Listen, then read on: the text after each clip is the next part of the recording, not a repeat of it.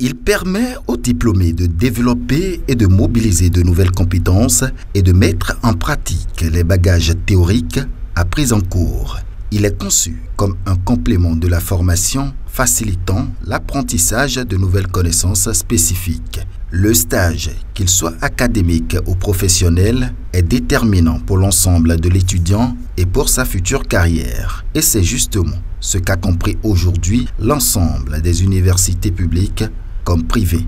Il faut s'inscrire dans une logique historique de l'évolution de l'enseignement à l'université pour comprendre cela. Au départ, on ne va pas à l'université pour apprendre les gestes professionnels. Et puis, par la suite, on dit qu'on peut également apprendre certains gestes professionnels à l'université. Donc, on a créé des facultés, des entités dédiées à des formations professionnelles. Et dans les facultés classiques, on est resté dans la dimension, je dirais, théorique, dans la dimension traditionnelle de l'université, la recherche, la réflexion. Et c'est plus tard, et avec l'évolution de la société, notamment les entreprises, sont de plus en plus exigeantes par rapport à certaines compétences, et alors cela a amené l'université à adoucir un peu ses pratiques en matière de formation, en alliant la pratique à la théorie et en faisant en sorte qu'on sorte d'une formation, quelle qu'elle soit, avec la possibilité de pouvoir être employable. Donc, le développement de l'employabilité explique cela. Véritable atout professionnel, le stage joue un rôle important dans l'expérience acquise en situation de travail car il offre aux étudiants l'opportunité de confronter directement les techniques et savoirs acquis en formation à la réalité du terrain et du marché du travail. C'est une période de formation qui s'inscrit dans le cadre d'une étude. Par exemple, si un étudiant finit sa licence, il peut faire une formation, un stage académique. Ça lui permet de renchérir les formations, les cours qu'il a reçus lors de son cursus universitaire. Ça les aide, ça les prépare pour pouvoir mieux s'enquérir des difficultés qu'ils vont rencontrer sur le terrain. Moi, je trouve que c'est une bonne chose dans le sens que ça nous permet d'avoir des applications plus précises sur ce qu'on a eu à apprendre durant l'année scolaire. Et ça nous permet en fait de voir ce qui se passe réellement sur le terrain, de pouvoir mettre vraiment des idées sur ce qu'on a eu à apprendre, quoi. Donc je trouve que, surtout quand on trouve un bon lieu de stage, que c'est vraiment un truc bien et que ça nous permet réellement d'avoir une appréciation vraiment globale de notre spécialité dans ce qu'on fait à l'université. Les stages sont très importants, surtout dans le contexte actuel du système LMD, où on voudrait que chaque diplômé soit pourvu de compétences pouvant lui permettre de se comporter comme un professionnel en situation réelle dans le monde du travail. Les stages constituent également des occasions de découverte et surtout des instances où l'étudiant nourrit son imagination, trouve de l'inspiration lorsqu'il est en contact avec le milieu réel. Ça va lui permettre aussi non seulement de s'habituer au milieu, de décrire, de le comprendre, mais de chercher aussi à diagnostiquer les problèmes qui minent ou bien qui empêchent ce milieu, qui freinent le développement du milieu professionnel. Donc ça lui permet aussi, à travers les outils qui lui sont enseignés, de pouvoir aussi identifier ces faiblesses-là et d'apporter aussi des solutions.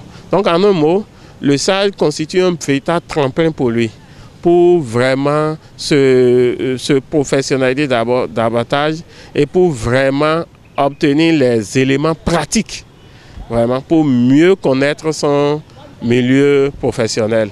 Les expériences acquises durant un stage permettent également de surpasser ses peurs, d'acquérir une confiance en soi et de renforcer son autonomie et son organisation afin d'être parfaitement prêt à entamer sa vie professionnelle. Par ailleurs, un stage offre l'avantage de se familiariser aux relations hiérarchiques. L'entreprise, qui est l'entité au sein de laquelle tout apprenant est appelé à travailler, quelqu'un a l'habitude de dire, vous étudiez dans une boîte et vous travaillez dans une boîte. Finalement, on a toujours dans une boîte.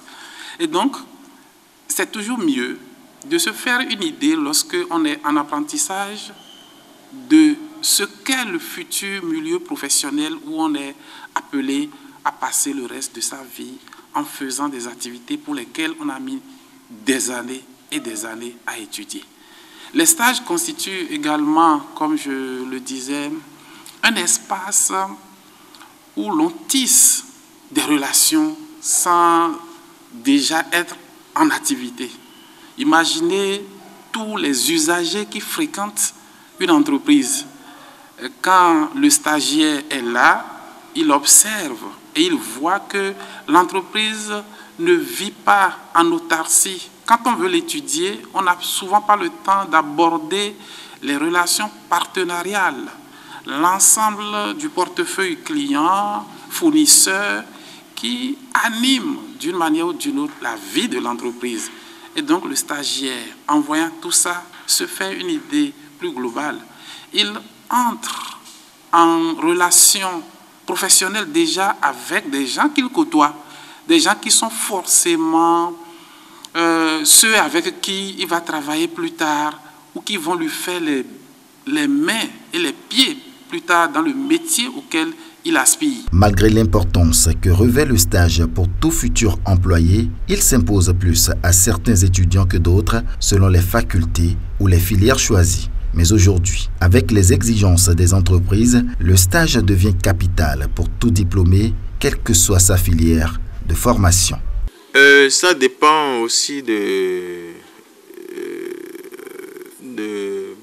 l'option, de la formation, de l'option faite par l'étudiant, surtout à partir de la 3e année, c'est-à-dire en fin de cycle. Si c'est un thème qui nécessite qu'il fasse un tour dans une structure donnée, ça va de soi que lui-même se fasse accompagner par les responsables du département pour avoir l'autorisation de stage de recherche. Voyez-vous. Alors, donc, je pense que au niveau de certaines facultés, la chose n'est pas totalement obligatoire. Mais cela devient obligatoire lorsque le thème que vous choisissez pour, disons, pour écrire votre mémoire vous oblige à aller dans une structure pour effectuer un stage de recherche. Ce n'est pas forcément un stage professionnel.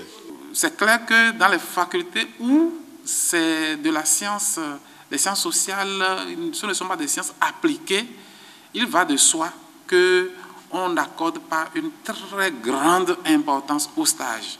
Mais de plus en plus, avec l'accompagnement et tout ce qui se fait dans ce sens à l'université, on peut se réjouir de constater que les facultés ont travaillé sur elles-mêmes pour comprendre la pertinence des stages, quel que soit le parcours. Vous vous en doutez, quand je prends par exemple histoire, est-ce que vous pouvez imaginer qu'on peut faire un stage en histoire? Ça va paraître ridicule. Mais est-ce que vous savez qu'il y a des laboratoires de recherche archéologique où, par exemple, pour être opérationnel et mettre en branle un protocole de recherche archéologique, il faut avoir séjourné dans ce milieu, il faut avoir appris le métier au-delà de ce que vous aviez eu au cours. Et vous retrouvez à l'aise quand on va vous confier une tâche pareille. Et c'est la même chose quand on se retrouve en sociologie. Il y a des labos, il y a des cabinets de recherche.